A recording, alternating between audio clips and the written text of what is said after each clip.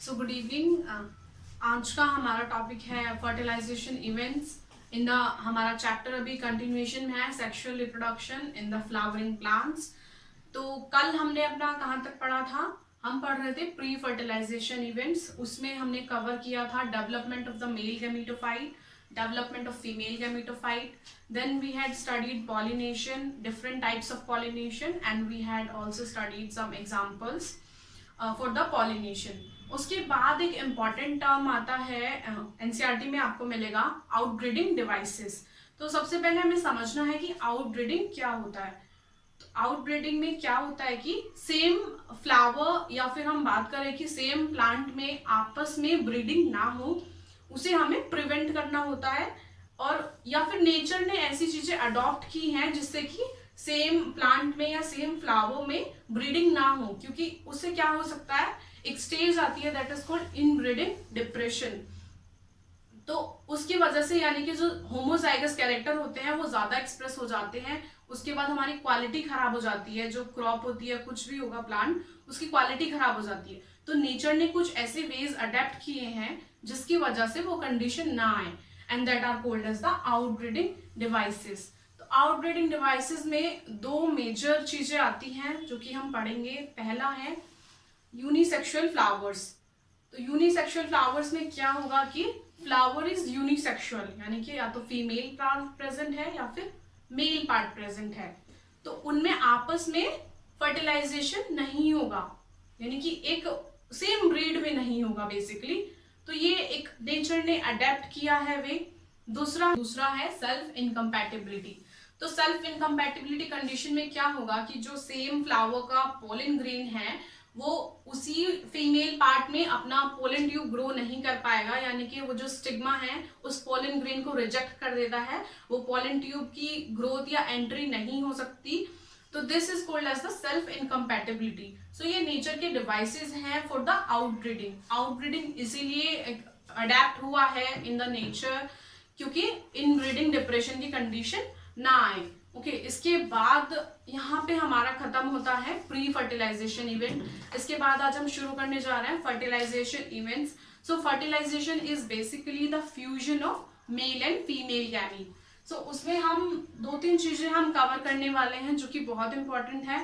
First is the pollen pistol interaction. Second, fertilization, like what is fertilization, definition which I spoke just now, and then comes syngamy, then comes triple fusion, then comes the double fertilization. ये terms मैंने basically एक ही जैसे हैं, fertilisation में ही आएंगे, मैंने इसलिए मैं इनको स्ट्रेस देके डिफाइन कर रही हूँ क्योंकि आपको ये वर्ड्स सुनने में मिलेंगे एनसीईआरटी में। इवन क्वेश्चन पेपर में क्वेश्चन आता है like what is syngamy, what is double fertilisation, why is it called double fertilisation. So ये सब आपको सुनने में मिलेगा, इसलिए मैं एक एक टर्म को मतलब आपको क्लियर करते जाऊंगी कि क्या होता है। ओके, सो फर्टिलाइजेशन में सबसे पहला इवेंट आता है पोलन पिस्टल इंटरेक्शन। ओके, सो मैंने ये यहाँ पे डायग्राम ड्रॉ किया है। This is like female gametophyte का ये एक डायग्राम है। इसमें सेंटर में अगर आप देखेंगे ये कंप्लीट पिस्टल का डायग्राम है, पूरे फ्लावर का नहीं है। इसमें यहाँ पे ये पोलन ग्रेन आए हैं, लेकिन ये कोई भी अपने पोलन ट्यूब ग्रो नहीं कर पा रहे हैं। क्यों नहीं ग्रो कर पा रहे हैं? क्योंकि पोलन ट्यूब केवल उस पोलन की ग्रो होगी जो कि कंपैटिबल पोलन होगा।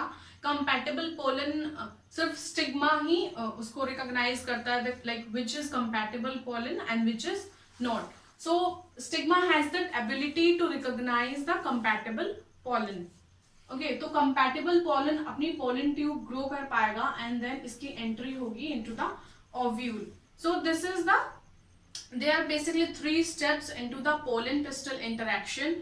First is the, so the three major steps in the pollen pistil interaction is the recognition of the compatible pollen by the stigma. Second is the growth of pollen tube, and third is the entry of pollen tube into the ovum.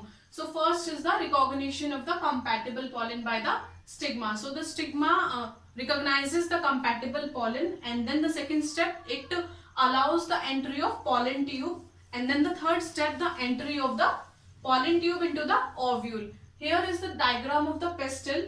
If you can see now, here is the ovum. This is the central egg cell, and there are two synergids in between them. Then there is the two polar nuclei, and there are three antipodal cells.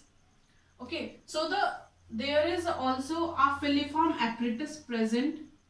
So what is the work of filiform apparatus? If you see, filiform apparatus will guide the pollen tube to enter into the egg cell, because there are also synergids present. So filiform apparatus will guide the pollen tube correctly to enter into the egg cell. Okay. So now comes like fertilization. Mean the pollen pistil interaction has occurred. Now what is next? Next is fertilization. I had also talked about a term called syngamy. So syngamy and fertilization is same. Both are similar terms, syngamy or the fertilization. Fertilization is basically process of the fusion of the male and female gamete. So this pollen will release the two male gametes. This I told you yesterday, that I will tell you the importance of the two male gametes. Okay, so if I draw the structure of pollen,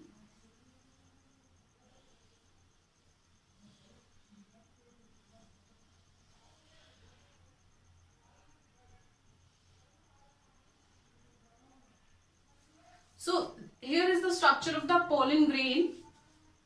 This is the vegetative cell and this is the generative cell. Generative cell contains the two male gametes. So the pollen grain basically has the two male gametes. Pollen grain here will release the two male gametes, and the one male gamete will fuse with the egg cell, and the second male gamete will fuse with the polar nuclei. That's why this is called as double fertilization.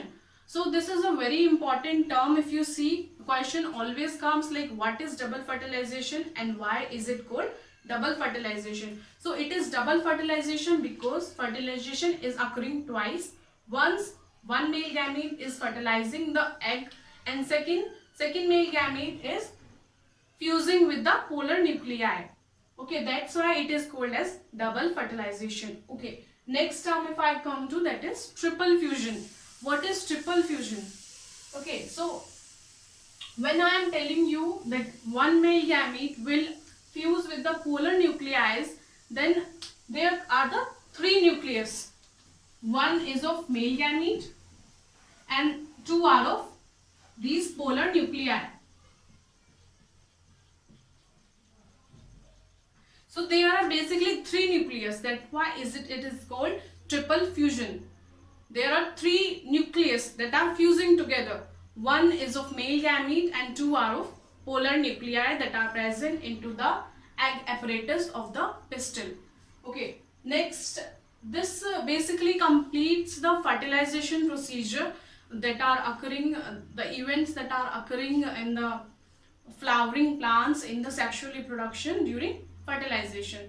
Next, we'll study the post-fertilization events. Okay, this ends our fertilization events. Okay, so in the previous lecture we had studied about the fertilization event.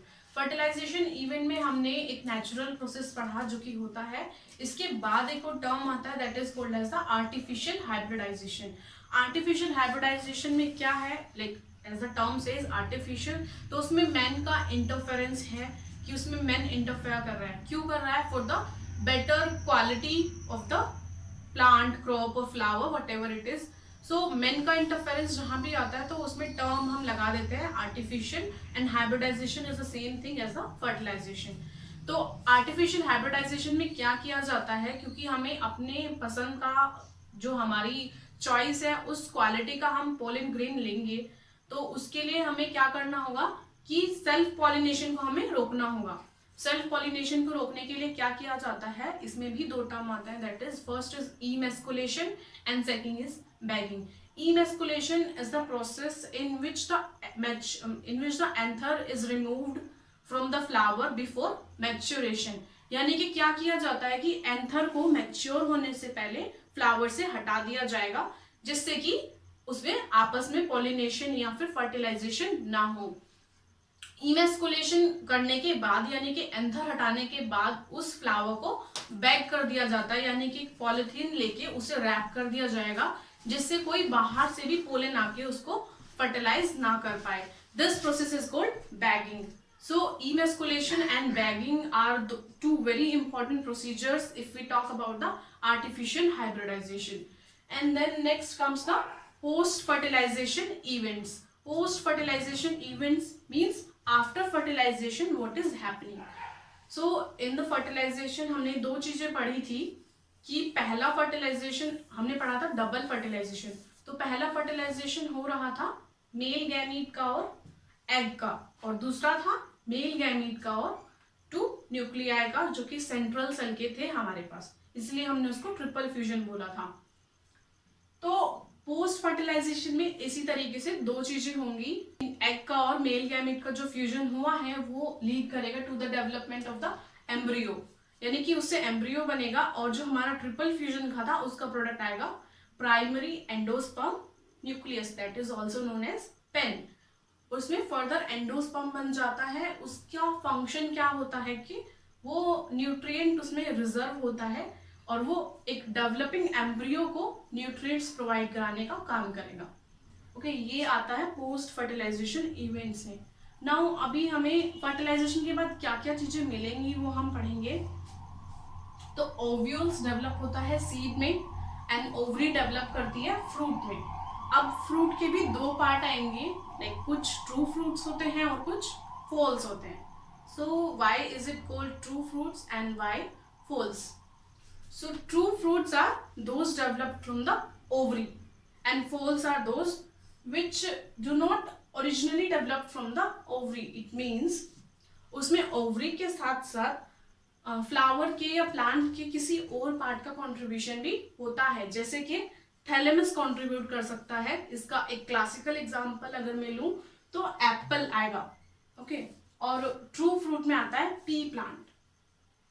इसके बाद post fertilisation events हमारा यहीं पे इतना होता है. इसके बाद हम सीड के कुछ कैरेक्टर्स पढ़ सकते हैं. तो सीड में क्या होता है कि आउटर कोट होता है जिसका नाम है testa. This is testa, outer coat, and then the inner coat is known as the tegmen. जो आउटर कोट होता है उसको प्रोटेक्शन प्रोवाइड कराता है. So this is about the basic things about the seed. Basically नहीं आता, exam point of view से important नहीं है. ट्रू फ्रूट्स, फॉल्स फ्रूट्स, ये सब आ जाता है, like 1 mark question, 2 mark question. Okay, and then this is very important from exam point of view also, because these are very little confusing terms. So the 3 terms are there. First is the parthenocarpy, second is apomixis, and third is polyembryony. Okay, so I'll start with the parthenocarpy. Parthenocarpy का okay पहले आप example याद कर लीजिए. सो parthenocarpy का example आएगा, classical example बनाना. सो बनाना में क्या क्या फीचर होता है? Like banana is without seed, यानी कि development of the fruit without the formation of seed. So parthenocarpy का ये फीचर है, like development of the fruit without the formation of seed. So this is parthenocarpy. Parthenocarpy में क्या होता है कि फीमेल गैमेटोफाइट से ही डेवलपमेंट हो जाता है फ्रूट का, यानी कि उसमें फर्टिलाइजेशन नहीं होता. फर्टिलाइजेशन के बिना ही फ्रूट का फॉर्मेशन हो गया. इसके बाद टर्म आती है apomixis. So apomixis is sexual reproduction that mimics the sexual reproduction. So apomixis में सीड बनते हैं बट विदाउट फर्टिलाइजेशन. ओके, इसके बाद आती है term polyembryony. Polyembryony जैसे आप खुद समझ सकते हैं, एक poly means many and embryony is many embryos. So polyembryony देखा होगा फ्रूट कोई, फॉर एग्जाम्पल ऑरेंज. तो ऑरेंज में क्योंकि हमें कई सारे एम्ब्रियोज मिलते हैं तो that is a classical example of polyembryony, यानी कि उसमें मल्टीपल एम्ब्रियोज बन जाते हैं. सो ये 3 टर्म है बेसिकली. ऐसे आ जाता है like what is the difference between parthenocarpy fruit and the apomixis fruit, और the what is polyembryony, what is the example of polyembryonic fruit. तो इस तरीके से आपके एग्जाम में आ सकता है. ये नहीं या पढ़ने वाली चीज है. Okay, so this completes our chapter that is sexual reproduction in the flowering plants. Okay.